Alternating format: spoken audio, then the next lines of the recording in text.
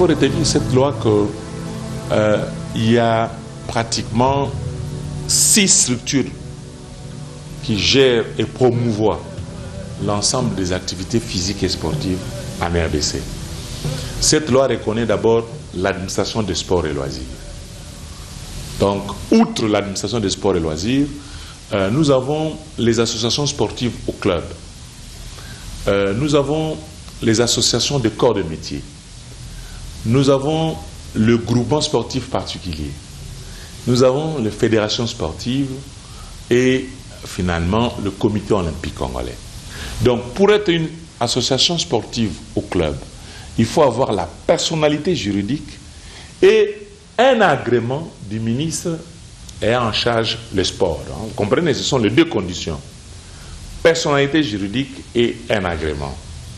Et quand une association sportive a cette personnalité juridique et l'agrément, l'association sportive au club peut prendre 2 formes. Ça va? Soit elle est une ASBEL, association sportive sans but lucratif, c'est-à-dire que les gens jouent seulement pour le plaisir de jouer, on ne paye pas, ou une société à objet sportif.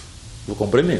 Une société à objet sportif, c'est-à-dire que la loi autorise le business dans les sports. Vous comprenez? Donc, vous pouvez entretenir une association, par exemple, le tout-puissant Mazembe, c'est une association sportive au club à objet sportif. Une société, c'est une société à objet sportif. 8 associations sportives au club peuvent mettre en place ce qu'on appelle le cercle. Les cercles représentent les territoires. Les ententes représentent le ville ou les districts. Et les ligues, la province. Donc, 8 clubs peuvent mettre en place un cercle. 3 cercles peuvent mettre en place un comité d'une entente. Une entente, 3 ententes peuvent mettre en place un comité d'une ligue provinciale. Et 6 ligues provinciales peuvent mettre en place le comité d'une fédération.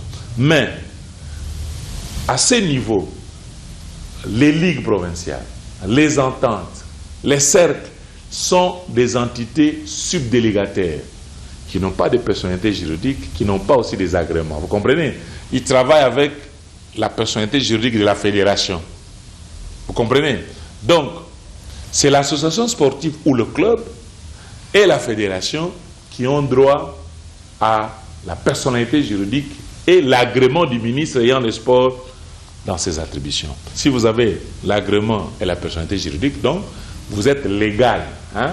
Vous êtes constitué légalement en club. Bien sûr, nous donnons les arrêtés de fonctionnement provisoire comme une équipe comme Arc-en-Ciel, une équipe comme Semendoa. Ça, c'est une équipe qui a un arrêté du ministre qui l'autorise à un fonctionnement provisoire, en attendant qu'ils obtiennent la personnalité juridique. Vous comprenez? Donc, ça, c'est la première structure, et ça, c'est la loi. Donc, association sportive au club. Deuxième structure, c'est l'association de corps de métier. L'association de corps de métier, pour être reconnue comme association de corps de métier, il faut avoir la personnalité juridique et aussi être affilié à une fédération. On doit vous reconnaître. Quelles sont les associations de corps de métier? Les journalistes sportifs, c'est un corps de métier. Les juges arbitres, les dirigeants des clubs, les anciens dirigeants, les commissaires, vous comprenez? Les anciens joueurs peuvent se constituer en association de corps de métier. Parce que la nouvelle loi autorise qu'au niveau des assemblées de cercles, des ententes, des ligues, leurs assemblées, il faut la participation des délégués des corps de métier. Ce n'est plus comme à l'époque. Vous comprenez? Donc, le corps de métier, en règle avec les textes, c'est-à-dire la personnalité juridique et reconnue par cette fédération, on sait que oui, réellement, ce corps de métier-là fonctionne, est affilié chez nous. On vous voit souvent à la fédération, on vous reconnaît. À ce moment, vous avez droit de participer à l'assemblée générale de cette fédération. Ça, c'est à ce qui concerne le corps de métier. La troisième structure, c'est le groupement sportif particulier. Il y en a 5. Le groupement sportif particulier, la police, il y a l'armée, les scolaires, universitaires et le corporatif, les sociétés. Et ces groupements sportifs particuliers ont droit, il faut obligatoirement avoir une personnalité juridique, il faut avoir un agrément du ministre en charge du sport. La première condition pour être fédération sportive, vous devez d'abord être reconnu par votre fédération internationale. Vous devez être reconnu par votre fédération internationale. Ça, c'est 1. 2, vous devez avoir la personnalité juridique. 3, vous devez avoir l'agrément du ministre ayant le sport, en charge du sport. 4, vous devez être implanté au moins dans 6 provinces. J'ai dit, avec 6 ligues, on peut faire une fédération. Et puis, vous devez respecter cette nomenclature-là, c'est-à-dire la fédération, les ligues, les ententes, les cercles et les associations sportives ou clubs. Ça, ça concerne la fédération. Enfin, le comité olympique congolais, même condition, implanté dans au moins, d'abord être reconnu par le comité international olympique. 2, être implanté dans au moins 6 provinces. 3, absolument un comité olympique nécessairement ces statuts doivent être absolument validés par le comité international olympique. Donc, voilà les 5 structures, plus l'administration des sports, qui sont reconnues par la loi pour gérer ou promouvoir les sports. Alors, il y a une autre notion dans la loi, c'est la délégation du pouvoir. C'est-à-dire l'État congolais. Quand vous avez la personnalité juridique et l'agrément, une fédération sportive, l'État peut vous déléguer les pouvoirs. C'est-à-dire qu'il y a un arrêté de délégation des pouvoirs. Donc vous vous comportez comme un service public parce qu'on ne peut pas laisser la jeunesse congolaise être encadrée par n'importe qui. C'est ainsi que l'État donne la délégation de pouvoir. Actuellement, il y a 22 fédérations que l'État reconnaît sur les 53 qui existent. Et puis il y a une notion importante de la loi. Tout financement de l'État, c'est la loi qui le dit, il y a une disposition de la loi, on ne peut financer une structure que si cette structure signe un contrat d'objectif avec l'État congolais. Donc, il y a la notion de délégation de pouvoir, il y a la notion de contrat d'objectif. Le contrat d'objectif, c'est quoi? Ce n'est pas seulement les fédérations. Par exemple, au niveau des provinces, les gouverneurs de province signent avec les équipes représentatives parce qu'il faut que nous disions, nous mettons dans un texte les obligations et les droits. Quels sont vos droits? Moi, je vous finance chaque année de l'argent pour la sortie de votre club. Mais vous, en retour, c'est comme maintenant. Nous finançons les équipes, toutes les équipes qui sortent en République démocratique du Congo. MK, Don Bosco, Mazembe, Vert Club. Vous comprenez? Prochainement, Sangaba Lende. Mais en retour, il faut que eux, dans les contrats d'objectifs, nous rassurent qu'il y aura des résultats. Mais s'il n'y a pas de résultats, nous faisons les évaluations. Sinon, on ne signe plus le contrat d'objectif.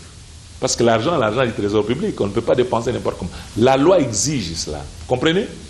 Donc, il y a les infrastructures sportives. Désormais, pour tout lotissement en République démocratique du Congo, il faut respecter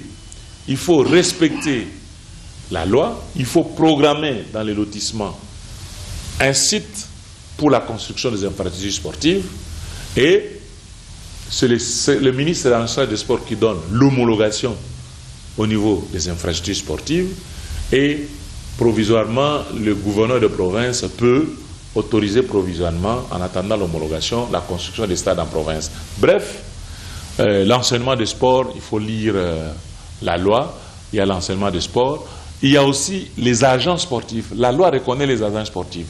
Moi, je peux aller à la fédération, j'ai une licence, j'entretiens les athlètes, je vends ces athlètes, donc en business, donc la loi reconnaît ça. La loi reconnaît ça. Il y a la surveillance médicale. Aucun athlète ne peut monter sur le terrain sans surveillance médicale. Il faut passer au centre de médecine des sports. De 2, l'assurance. les infrastructures sportives doivent obligatoirement être assurées. Les athlètes doivent obligatoirement être assurés. On ne peut pas participer. Il y a le dopage. Hein, il y a le comité national antidopage qui contrôle que les joueurs ne puissent pas se doper. Le fétichisme est banni dans le sport. Vous savez, dans les principes de la gestion des ASBEL, les ASBEL, c'est l'Assemblée générale de l'ASBEL qui a la souveraineté, la plénitude du pouvoir.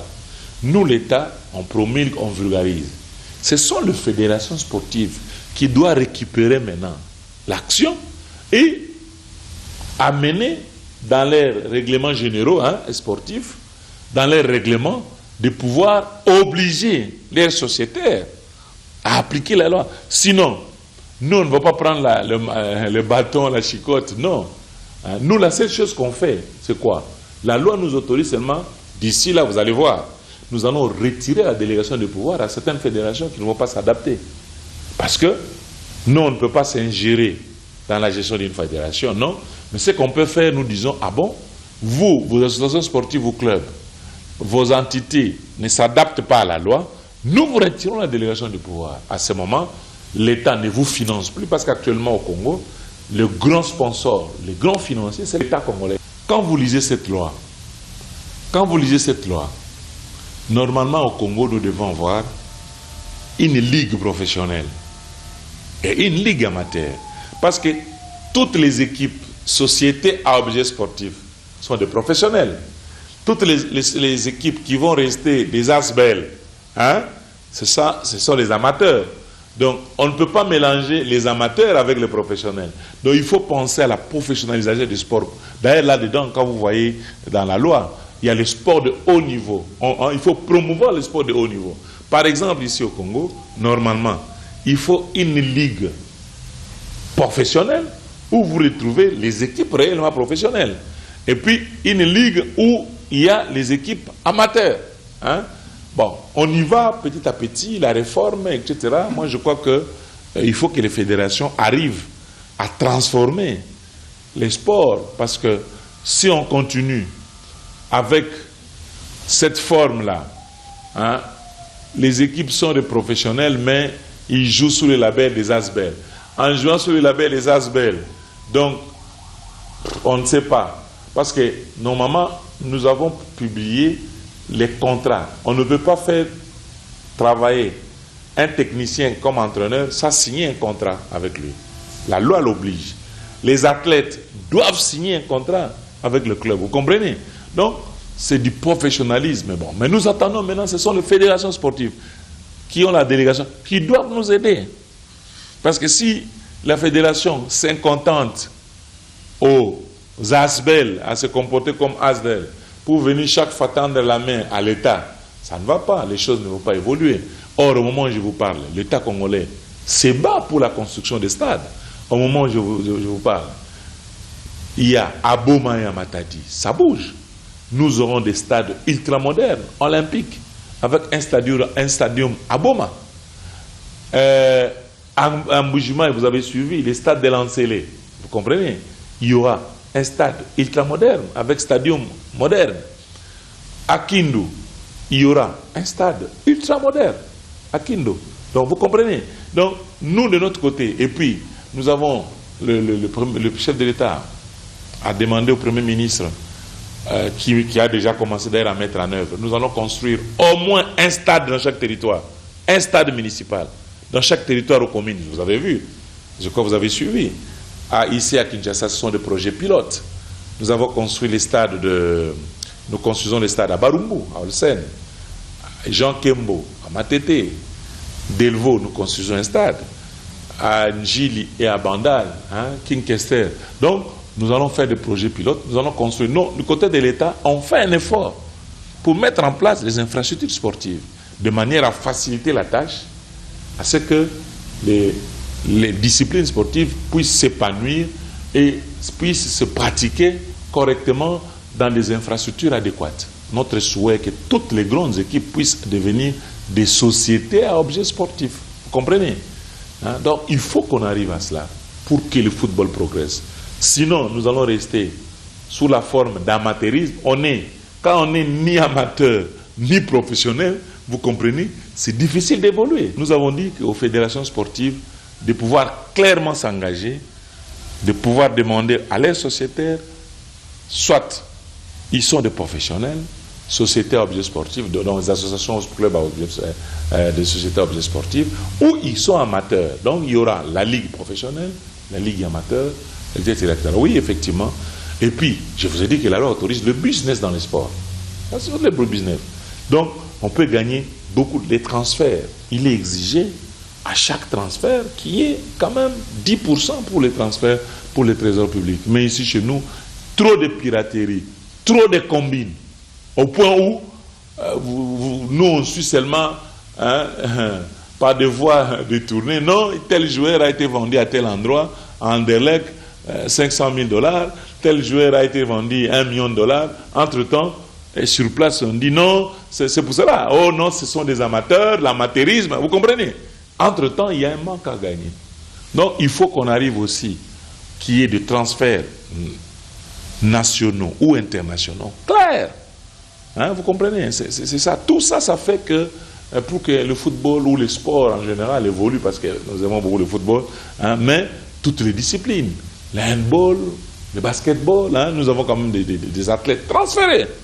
Je reçois des documents ici, transférés en basket, en handball, etc., etc. Donc, mais ça doit profiter aussi, ça fait entrer l'argent au trésor. Donc c'est du business, on a accepté, la loi a autorisé. La loi protège les droits des athlètes.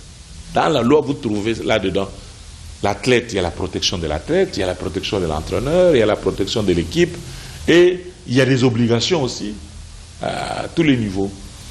Donc, il y a même la formation, le renforcement des capacités, tout ça c'est dans la loi. Nous sommes cette année X, les équipes s'engagent aux compétitions, les trésors publics sortent l'argent, gagner ou pas gagner, il n'y a aucun problème. L'année prochaine, on revient, et ainsi de suite. Et vous allez voir comme ça, 4 ans,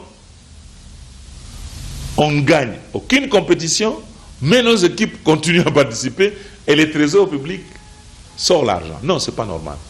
Est-ce que nous devons nous inscrire l'année prochaine? S'il faut s'inscrire, qu'est-ce qu'il faut changer dans l'évaluation? Qu'est-ce que vous avez constaté? C'est comme la CAN ici. Vous comprenez? Nous avons été en Afrique du Sud. Ça n'a pas marché. Nous avons été je ne sais pas où. Ça n'a pas marché. Au Soudan, hein? Ça n'a pas marché. Ici en Afrique du Sud, ça n'a pas marché. Avec cette loi, l'application stricte de cette loi pourra nous amener à arriver à une rationalisation de participation de la RDC dans les différentes compétitions. Si les équipes sont bien organisées, si nous avons des sociétés, beaucoup des équipes qui deviennent des sociétés à objets sportifs, et si nous signons les contrats d'objectifs avec les fédérations, donc il y aura le temps de la préparation, il y aura le temps, il faut préparer toutes les compétitions et arriver à participer. Souvent, c'est l'improvisation.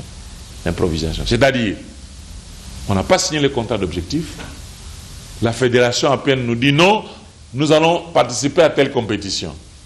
Alors, c'est en catastrophe qu'on commence à préparer et souvent, ça ne donne pas le bon résultat. Mais actuellement, comme on va obliger la signature de contrat d'objectifs, et même maintenant, nous obligeons. Quand un dossier vient avant 2 mois, on ne traite pas ça. Parce que ça nous amène à l'improvisation. Mon regard sur le sport congolais, il y a 3 piliers importants. 3 piliers. Les premiers piliers, nous avons les infrastructures. Nous devons avoir des infrastructures adéquates. C'est nécessaire d'avoir les infrastructures adéquates. Je vous ai dit tantôt, dans les priorités du gouvernement, le Premier ministre Matata, son gouvernement, les gouverneurs de province, ils sont en train de mettre en place des infrastructures sportives adéquates. Ça, c'est le premier pilier. Deuxième, le renforcement des capacités. Vous pouvez avoir le meilleur joueur du monde, mais si vous n'avez pas un très bon entraîneur qualifié, vous risquez de passer au niveau de la plaque. Donc, il faut renforcement des capacités. C'est ainsi qu'au niveau du ministère, nous avons relancé l'Institut national des sports. Nous sommes en contact avec l'INSEP de Paris. Nous souhaitons qu'on vienne former les formateurs Hein? C'est ainsi que dans les stades municipaux que nous construisons, nous avons décidé que l'on forme de très bons formateurs parce qu'ils vont encadrer les jeunes, la jeunesse, vous comprenez? Donc, c'est le deuxième pilier. Donc, le troisième pilier, il faut une très bonne organisation des fédérations sportives, une bonne gestion, une bonne gouvernance des fédérations sportives, de manière à ce que, dès que nous avons de cadres qualifiés, nous avons de bonnes infrastructures, que nous avons des fédérations bien dirigées. Et je crois que les trois piliers, si vous mettez ensemble, le sport congolais peut décoller.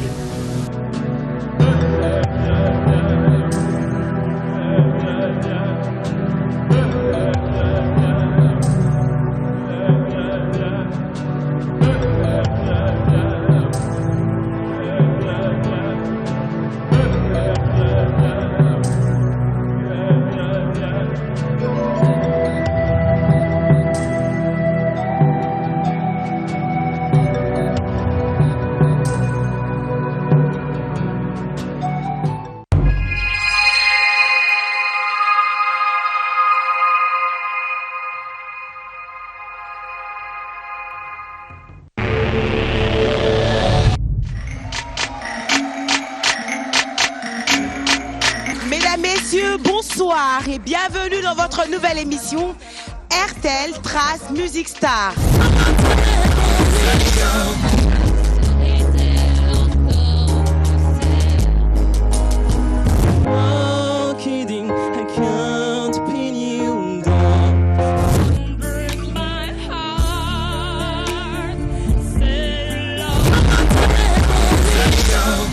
Il n'est pas trop tard pour vous qui êtes à la maison, faites comme eux.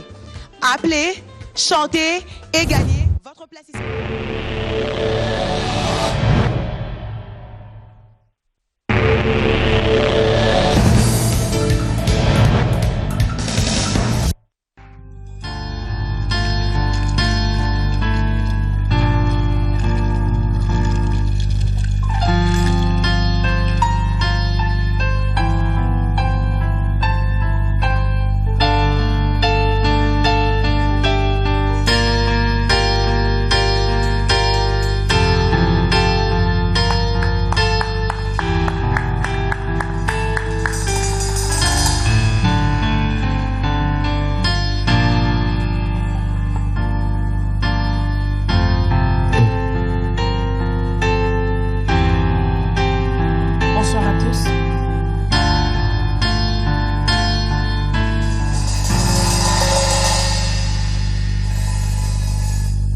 Tu cours, tu cours, tu cours, avec espoir de survivre. La vie t'impose son parcours, ses modes et ses manières de vivre. Tu t'es tellement battu pour te voir un jour bâti. Du coup d'humiliation, tu as reçu. Oh, oh, oh.